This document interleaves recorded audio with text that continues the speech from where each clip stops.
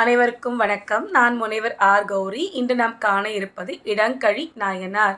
இடங்கழி நாயனார் ஆய்வேளிர் சமூகத்தைச் சேர்ந்தவர். இவர் கொடும்பாளூரில் பிறந்த மன்னர் ஆவார். ஆய்வேளிர் சமூகம் என்பது துவாரகையிலிருந்து அகத்தியர் தலைமையில் தென்னகம் வந்த சமூகம் ஆகும். இடங்கழி நாயனார் சிறுவயது முதலேயே மிகுந்த சிவபக்தி கொண்டவர். சிவனுக்கு தொண்டு புரிவதில் வல்லவர். இவர் சிறப்பாக ஆட்சி நடந்து வந்த காரணத்தினால் மக்கள் இவர் மீது மிகுந்த மரியாதையும் பக்தியும் கொண்டு இருந்தனர். ஒருமுறை இவர் ஊரில் சிவன் அடியார் ஒருவர் சிவன் அடியார்களுக்கு உணவு படைப்பதில் வல்லவராக திகழ்ந்து வந்தார்.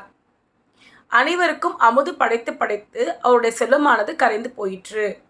ஒரு நாள் சிவன் அடியார்களுக்கு உணவு படைக்க அவரிடம் நொய் கூட இல்லை. ஆகவே அவர் இடங்கழி நாயனாரின் அரண்மனையில் வந்து நெற்களஞ்சியத்தில் நெல்லை திருடத் தொடங்கினார். இதை கண்ட காவலர்கள் அவரை சிறைப்பிடித்து மன்னரிடம் அழைத்துச் சென்றனர். இதை கண்ட இடங்கழி நாயனார், நீர் களவாடி நீரா, அதாவது திருடினீரா என்று கேட்க, அந்த சிவனடியாரும், மன்னவா, எனக்கு நன்றாக தெரியும் களவாடினால் என்ன தண்டனை மீர் கொடுப்பீர்கள் என்று.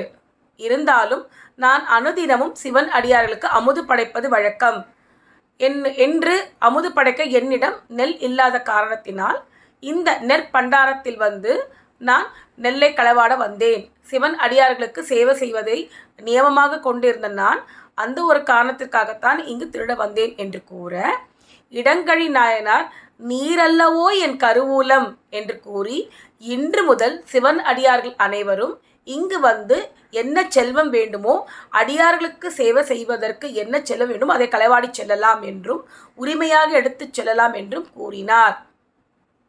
இவ்வாறு சிவத்தொண்டாற்றிய இவர் இறுதியில் சிவபதம் அடைந்தார். நன்றி, வணக்கம்.